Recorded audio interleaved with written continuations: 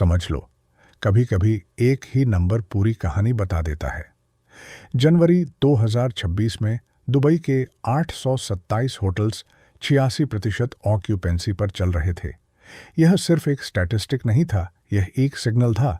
Peak season, record tourism, हर तरफ movement, हर तरफ पैसा, और एक ऐसी कॉन्फिडेंस जो सिर्फ नंबर से नहीं, पूरे एनवायरनमेंट से महसूस होती थी। स्काईलाइन सिर्फ बिल्डिंग्स का कलेक्शन नहीं लग रही थी, बल्कि एक डिक्लेरेशन थी कि ये शहर अपनी रियलिटी खुद लिखता है।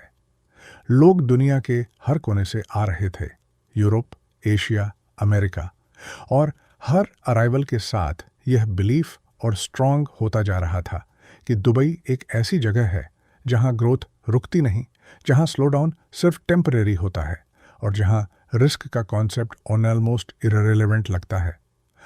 मॉल्स पैक्ड थे, बीच क्लब्स फुली बुक्ड थे, रेस्टोरेंट्स में वेटिंग लिस्ट्स थी, और रियल एस्टेट ऑफिसेज में लोग क्यूज बनाकर खड़े थे। हर सेक्टर एक दूसरे को फीड कर रहा था। टूरिज्म रिटेल को पुश कर रहा था, रिटेल रियल एस्टेट को, और रियल एस्टेट इन्वेस्टमेंट को। ये एक लूप था जो कंटिन्यूअसली एक्सेलरेट कर रहा था।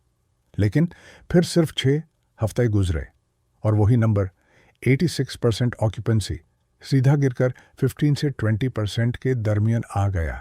ये कोई ग्रेजुअल डिक्लाइन नहीं था, कोई वार्निंग के साथ आने वाली करेक्शन नहीं थी। ये एक सडन ड्रॉप था, एक ऐसा फॉल जिसमें कोई ट्रांजिशन फेज नहीं था। एक दिन सिस्टम फुल कैपेसिटी पर था और अगले ही हफ्ते वो कोलैप्स के एज पर खड़ा था।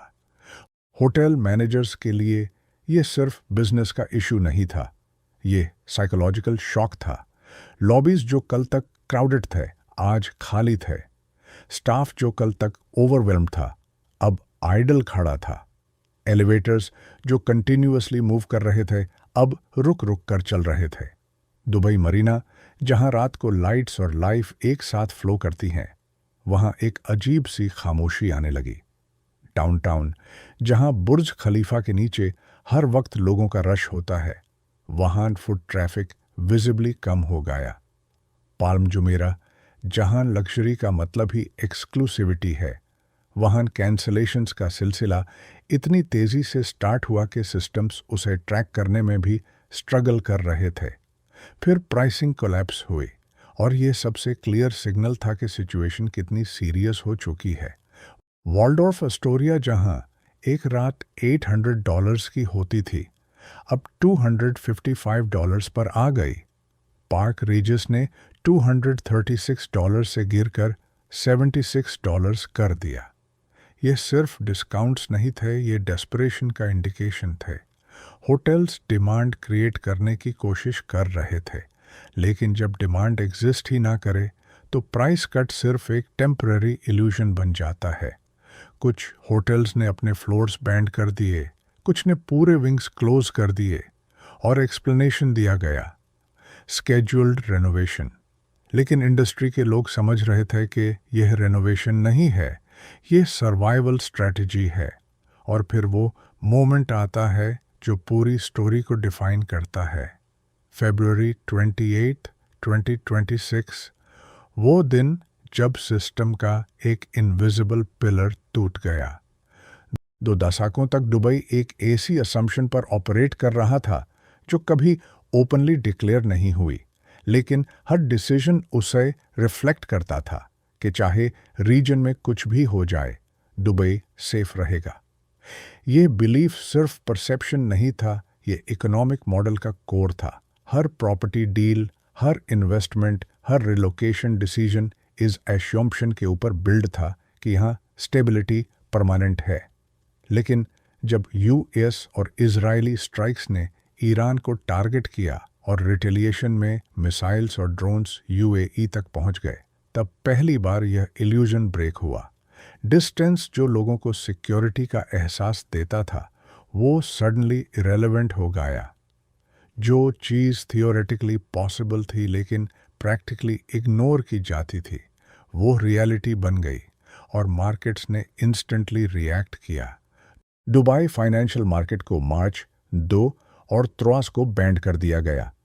ये एक एक्सट्रीम स्टेप होता है जो तब लिया जाता है जब वॉलेटिलिटी सिस्टम को डेस्टेबलाइज करने लगे। एमआर जैसे फ्लैगशिप कंपनीज के स्टॉक्स इतनी तेजी से मूव हुए कि ट्रेडिशनल वैल्यूएशन मॉडल्स यूजलेस हो गए। 2 हफ्तों के अंदर रियल एस्टेट इंडेक्स 63% गिर गया। 2 साल की ग्रोथ कुछ दिनों में वाइप आउट हो गई। लेकिन फाइनेंशियल मार्केट्स सिर्फ विजिबल लेयर होती हैं। असली ब्रेकडाउन सिस्टम के डीपर लेयर्स में होता है। फरवरी विंड व्हीट से मार्च व्हीट के दरमियान 63 मिले फ्लाइट्स कैंसिल या सस्पेंड हो गई। एयरलाइंस रिस्क अवॉइड करती हैं और जब रीजन अनस्टेबल हो जाए तो राउट्स इंस्टेंटली एडजस्ट हो जाते हैं। दुबई इंटरनेशनल एयरपोर्ट, जो दुनिया का बिजिएस्ट इंटरनेशनल हब था, सडनली अंडर यूटिलाइज्ड हो गया। 95 मिलियन पैसेंजर्स का एनुअल फ्लो एकदम स्लो हो गया। वेगो के मुताबिक सिर्फ 48 घंटों में 60% होटल बुकिंग्स कैंसिल हो गई। ग्रुप ट्रैवल, जो हाई वैल्यू सेगमेंट होता है, 80% तक गिर गया। Conferences cancel, weddings postpone, corporate travel freeze. World travel and tourism council ने एस्टिमेट दिया कि गल्फ रीजन हर दिन $600 मिलियन का लॉस फेस कर रहा था। यह नंबर सिर्फ स्केल शो करता है, हर दिन का डैमेज, हर दिन का इम्पैक्ट। TUI ने दुबई पैकेजेस सस्पेंड किए, MSC क्रूजेस ने अपने शिप्स गल्फ से हटा लिए और हज़ारों पैसेंजर्स स्ट्रैंडेड हो गए। US स्टेट डिपार्टमेंट की लेवल 3 एडवाइजरी ने इंश्योरेंस इकोसिस्टम को एक्टिवेट कर दिया। कैंसलेशन क्लॉजेस ट्रिगर हुए और क्लेम्स का फ्लड आ गया। इंश्योरर्स ने इसे पैंडेमिक के बाद सबसे बड़ा डिसरप्शन डिस्क्राइब किया। लेकिन अगर इसे सिर्फ वॉर का रिजल्ट समझा जाए तो पिक्चर इनकम्प्लीट रहती है।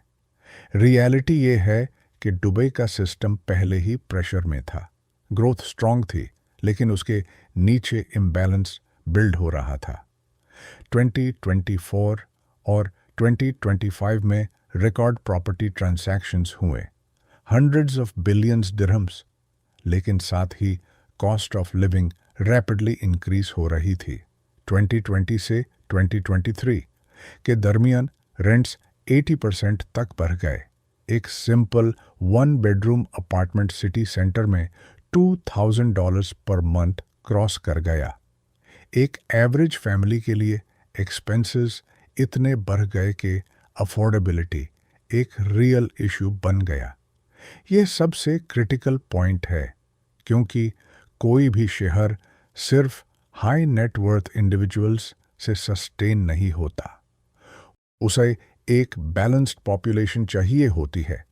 मिडिल क्लास जो सर्विसेज यूज़ करती है, जो इकोनॉमी को सर्कुलेट करती है, और वो लेयर स्क्वीज हो रही थी।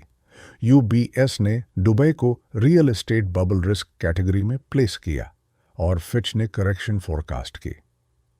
कंस्ट्रक्शन पाइपलाइन अग्रेसिव थी, 210,000 न्यू यूनिट्स प्लान थे, जबकि डिमांड ऑलरेडी स्लो हो रही थी। बायर इंक्वायरीज अर्ली 2026 में 45% गिर चुकी थी। सप्लाई और डिमांड के दरमियान गप साइलेंटली ग्रो कर रहा था। फिर जब शॉक आता है तो ये हिडन इम्बैलेंसेस इंस्टेंटली एक्सपोज हो जाते हैं। अप्रैल 2026 तक सिचुएशन स्ट्रक्चरल बन चुकी थी।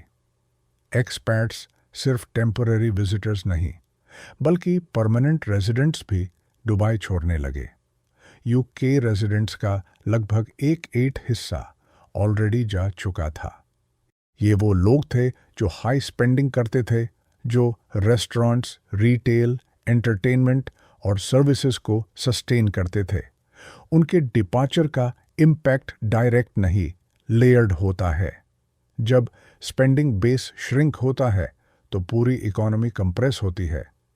लोअर इनकम वर्कर्स भी अफेक्ट होते हैं, क्योंकि जब डिमांड कम होती है तो जॉब्स और वेजेस दोनों प्रेशर में आते हैं। और फिर ट्रेड डायमेंशन है, जो दुबई के मॉडल का कोर है। स्ट्रेट ऑफ हॉर्मुज, जहां से ग्लोबल क्रूड सप्लाई का सिग्निफिकेंट हिस्सा गुजारता है, नियर स्टैंड स्टिल पर आ गया। फ्रेट रेट्स 50 से 500% तक बढ़ गई। ये क्लियर इंडिकेटर है कि सप्लाई चेन्स डिसरप्ट हो रही हैं। दुबई की आइडेंटिटी एक ग्लोबल ट्रेड हब की है, एक ब्रिज ईस्ट और वेस्ट के दरमियान।